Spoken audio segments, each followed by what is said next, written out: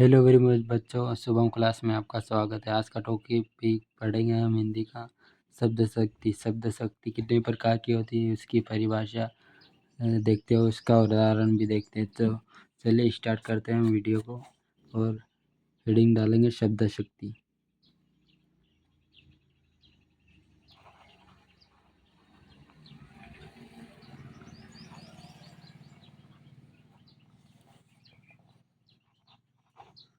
परिभाषा करके हम हेडिंग डालेंगे। परिभाषा हेडिंग डाल के लिए स्टार्ट कर लें लिखना। शब्द और अर्थ के संबंध और शब्द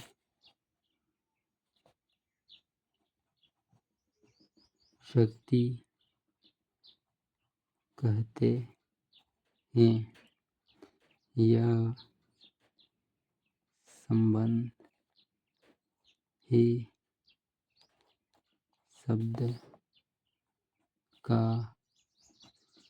अर्थ व्यक्त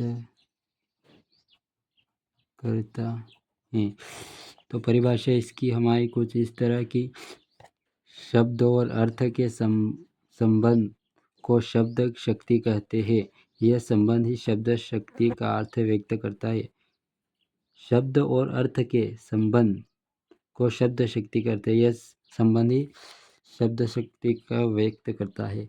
और शब्द शक्ति कितने प्रकार की होती है, तो लिखेंगे हम शब्द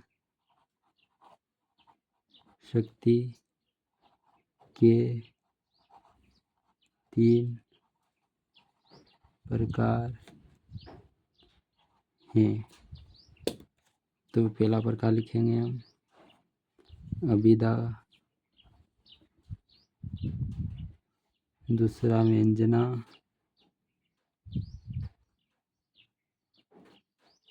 और तीसरा लक्षणा।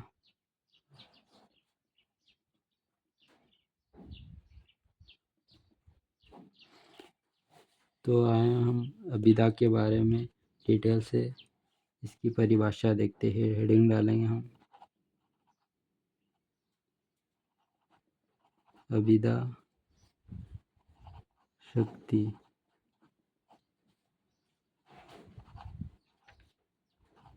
परिभाषा करके हेडिंग डालेंगे हम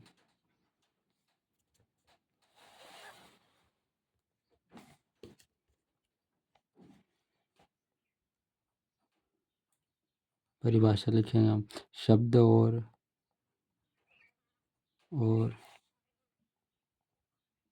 अर्थ का साक्षात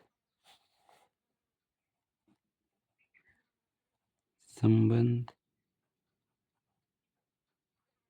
अभिधा कहलाता है। तो परिभाषा हमारी कुछ इस तरह, शब्द और अर्थ का साक्षात संबंध अभिधा कहलाता है। शब्द और अर्थ का साक्षात संबंध अभिधा शक्ति कहलाता है। आइए दूसरे शब्दों में हम देखते हैं परंपरागत रूप से प्रचलित मुख्य अर्थ का बोझ कराने वाली शब्द शक्ति अभिधा कहलाती है। तो हमारी दूसरी परिभाषा कुछ इस तरह की, परंपरागत रूप से प्रचलित मुख्य अर्थ का बोध कराने वाले शब्द शक्ति अभिधा कहलाती है। इसका उदाहरण देखते हैं हम। हेडिंग डालेंगे उदाहरण।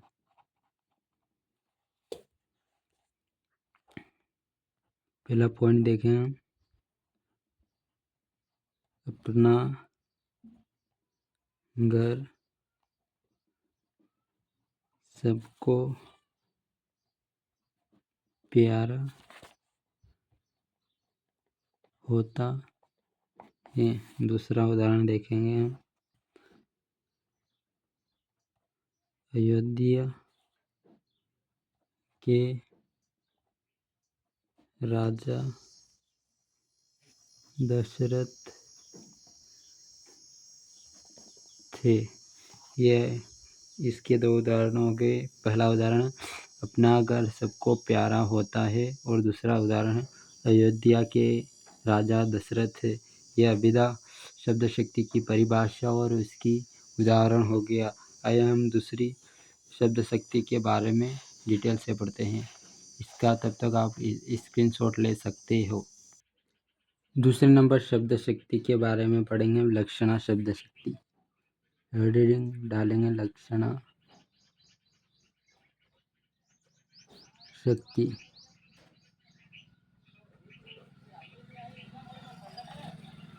परिभाषा हम लिखेंगे,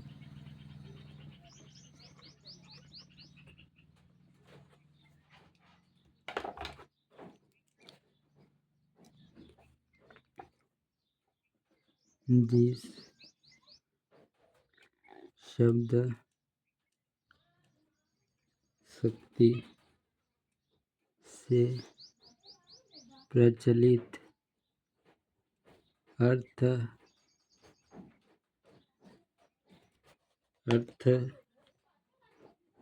या मुख्य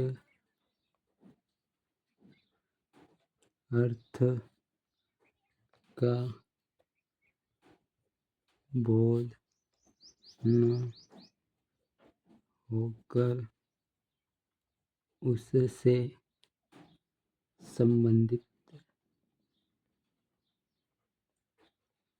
अन्य अर्थ का बोध हो, उसे लक्षणा शक्ति कहते हैं।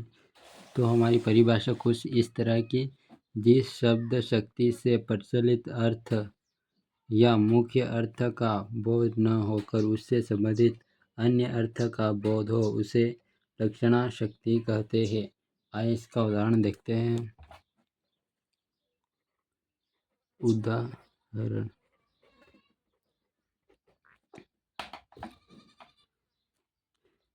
पहला है, देखेंगे उदाहरण हम, मोहन तो शेर हैं। पहला उदाहरण हमारा कुछ इस तरह है कि मोहन तो शेर है। दूसरा उदाहरण देखेंगे, वह लड़का गधा है। दूसरा उदाहरण हमारा कुछ इस तरह कि वह लड़का गधा है, और पहला उदाहरण वह मोहन तो शेर है। और तीसरी शब्द शक्ति के बारे में हम देखेंगे, व्यंजना शब्द शक्ति। तो आइए हम इसकी परिभाषा और उदाहरण इसका भी देखते हैं। हेडिंग डालेंगे हम, व्यंजना शक्ति। परिभाषा करके हेडिंग डालेंगे, परिभाषा। लिखेंगे हम, जब अभिधा और लक्षणा से अर्थ व्यक्त नहीं होता है, तब व्यंजना शब्द शक्ति की सहायता से व्यंग्यार्थ निकलता है। तो परिभाषा हमारी कुछ इस तरह, जब अभिधा और लक्षणा से अर्थ व्यक्त न होता है तब व्यंजना शब्द शक्ति की सहायता से व्यंग निकलता है। आइए हम इसका उदाहरण देखेंगे। हेडिंग डालेंगे हम उदाहरण।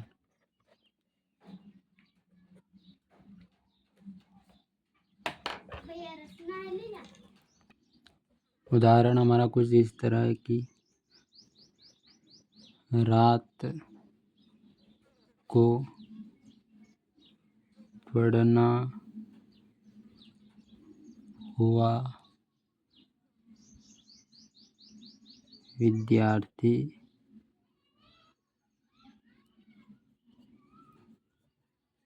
अपने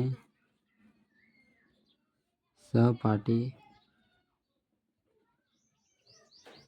से कहता है कि भाई 10 बज गए। उसका